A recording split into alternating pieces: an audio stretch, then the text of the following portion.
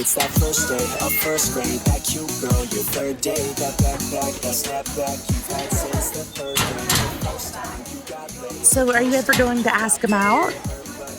Who? Travis? No, the other boy you're drilling all over. I'm not drooling over him. Please, Becky, since when do you go to a football game? I'm just taking photos of the team for the yearbook. Becky, come on. We all see it. Just admit it. There is just something about him. Good looking, smart, athletic. Yeah, there's something about him, all right. Stop! There is something deeper in him.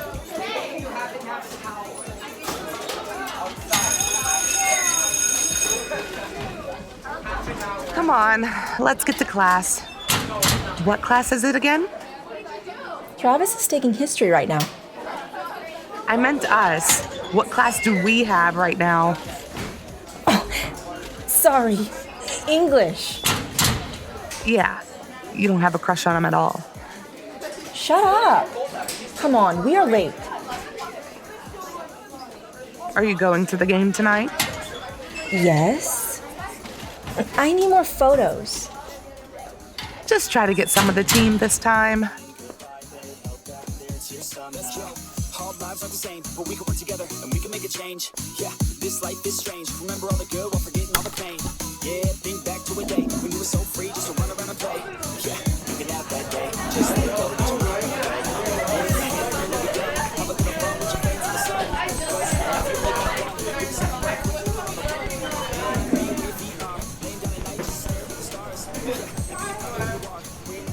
Okay, settle down, everyone.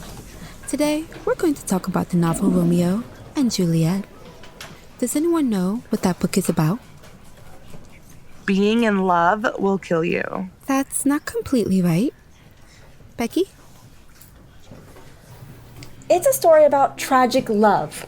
Star-crossed lovers. Feuding families and the amount of grief and pain that two people would go through just to be together. That's right, Becky. Their love was like no other.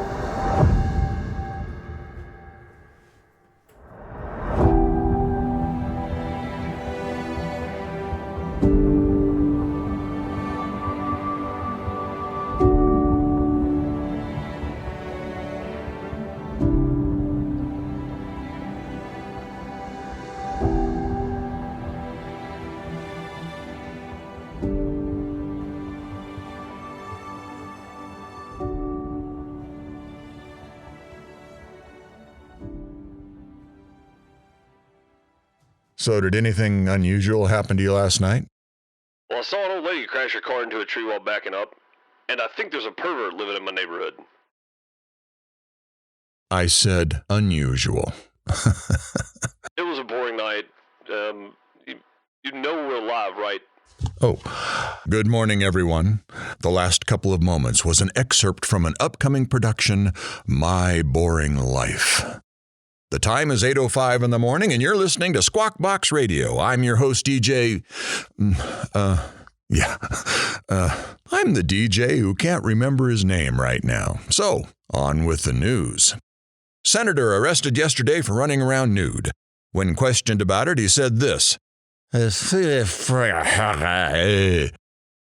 Hunters find deer with record-breaking rack. Turns out to be a female. Jeez. Scientists claim that dieting can lead to weight loss. And in a personal announcement from the townspeople, when baking cookies, don't forget to include your children. They'll taste so much better. Now, on with the show. We welcome Becky Clark back with us today. Yesterday, we heard a sad tale about Travis's mother watching her son play football one last time. What do you have in store for us today? Well, I figured since we all know what happened, maybe we could talk about what happened afterwards. Is it uplifting? As uplifting as anything else that you have heard. Sometimes you just have to read deeper into the meaning of why these stories are being told. Look past the story and see the details hidden in the messages. What are you saying? Are you talking in riddles? No riddles here.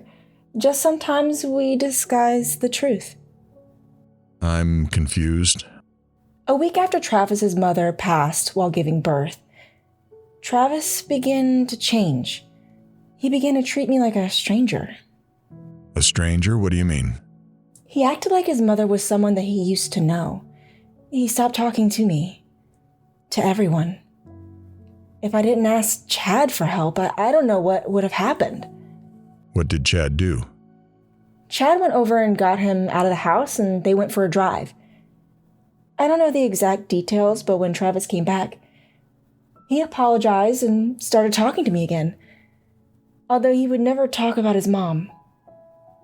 I tried many times to talk to him about it, and he would always change the subject. Maybe I didn't try hard enough. We can't help those without knowing where they hurt. The cruelest prison is the one we build for ourselves out of fear and regret. I knew where he hurt. His heart. Travis can take a lot of pain, but he couldn't take this. His heart was broken, and it was my job to put it back together. Do you know if he opened up to anyone? Travis doesn't open up. He only tells you what he wants you to know. Everything else he keeps inside. And he's full with all his grief and pain. Yes. I failed as a wife. I couldn't open him up. Becky, here. Thank you. You didn't fail, Becky. You are his everything. How can I be his everything? I failed. I let my husband destroy his life. And mine. Becky, why don't we take a little break? No! You brought me here to tell you stories, so you could sit there and listen and try to put your little stupid puzzle together. As my life falls apart. I'm sorry, I'm emotional. I'm so sorry, Kelly. I'm sorry, Travis. It's okay, Becky. You have every right to be emotional. I forget sometimes that real people are living this. I'm just a listener like everyone else. Travis one time told me this. Never let your head hang down. Never give up and sit down and grieve. Find another way. And don't pray when it rains if you don't pray when the sun shines. Those are very strong words. Are you doing any of that now? I was, but not anymore. Must keep moving forward. Do you need a moment? No. I'll continue. Where was I? Oh, right. Chad had just taken Travis for a talk. Weeks went by and he never talked about his mother. He quit sports and just went to school and worked with his father. He excelled in school. I don't know if he just put all his focus in getting lost in books or if he actually liked it. It was hard for us. Some days I wanted to end our relationship, but I never did. I fought the best I knew how. We were young. Maybe too young. Do you regret staying with him? Not one bit.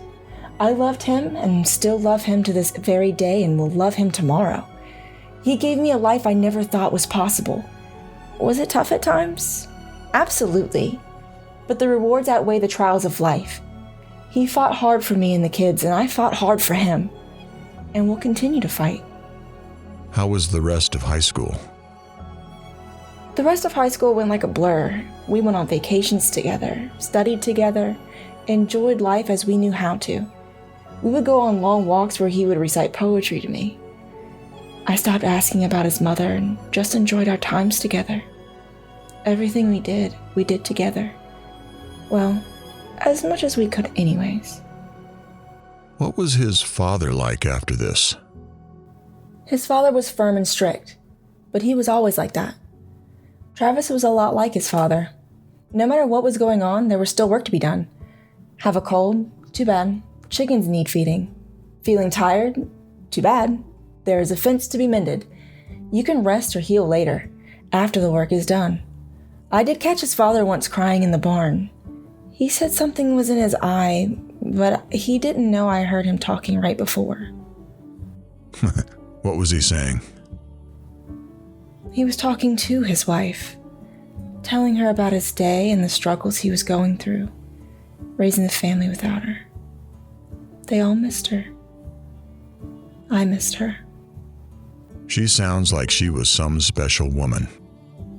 She was the glue that held the family together.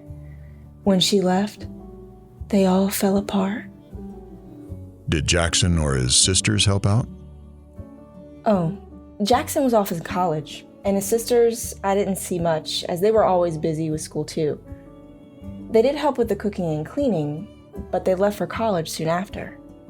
We don't know much about his sisters. Actually, I don't know if we know anything, really. Travis really didn't do much with his sisters after his mom passed. I think they reminded him of his mother too much. His younger sister stayed there after Travis left, but only until she graduated. She married and moved away. So Dad was left with Hunter and Earl. His parents helped out mostly. Grandma helped raise the kids, making sure that school was taken care of and that there was food on the table and clothes to wear, and Grandpa would help out with the ranch. What about her parents? Were they ever around? Her parents were already gone when she passed. I'm sorry, I didn't know. They passed when Travis was young, before we started dating. Both of them? They were killed while driving. A drunk driver smashed into their vehicle head-on. The trials this family has gone through. They kept moving forward, though. You have to. They had happy moments, too. I know. It just seems like they needed more. We each go through life differently. I know I did. You're some kind of woman, Becky. I just do what I know how.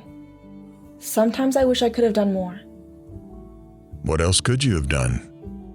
There was always something that could have been done differently, but that's what life is, right? A series of questions that you don't have the answers to. Sometimes you get it wrong. Sometimes you get lucky and get it right. I think you got a lot of things right. Thank you. But I also got a lot of things wrong. That's what makes life interesting. I mean, what I'm doing now, I don't know if it is right or wrong. Becky, I believe what you're doing is right. You're sharing your story. Maybe it helps others. Maybe it will. Time will tell, right? Why don't we end things here today? Tomorrow, why don't we pick up a happier time in your life? I think we all need to hear some happy memories. Memories are still memories, whether sad or happy. They happened and make us who we are today. The worst part of holding the memories in is not the pain. It's the loneliness of it. Memories need to be shared, both good and bad. Memories are the best way to know you lived. Oh, I lived. I just hope I lived enough.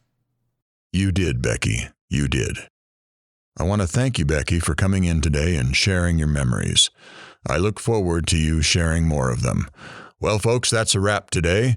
Tune in tomorrow for more from this amazing family that we have all started to care for, a family that could be like yours. Not every detail, but a family that loves and loves hard. Up next is a DJ who is sure to do something, unlike myself. Till tomorrow. I opened up my eyes to the world. I opened up my mind to it now. I opened up my heart to a girl, and hope she doesn't tear it all down. And like a little strand of her hair, a piece of her will always be found on my pillow in the shirts that I wear. Her laugh was always my favorite sound. You know I always loved all the ways you made me feel. There's nothing that compares. Every day it felt so real. I couldn't get enough. You're